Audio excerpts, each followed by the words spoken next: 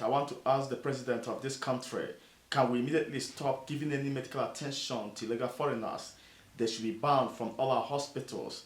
They should go to the countries that has good relationship with the USA, says Getty McKinsey of Patriotic Alliance. Because PEPFAR has been removed. Because PEPFAR has been removed, there's now 17% of the money is gone. I want to ask the president of this country, can we immediately stop to give illegal foreigners any medical help? They should be banned from all our hospitals. They must go to their countries who has a good relationship with America. And I want to say to the Americans, they can say what?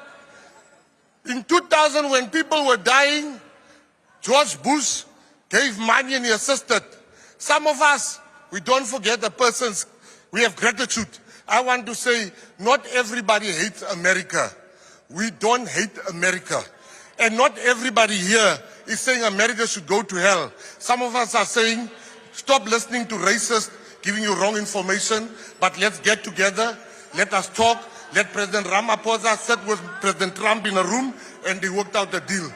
Illegal foreigners must be banned from all our hospitals starting from today.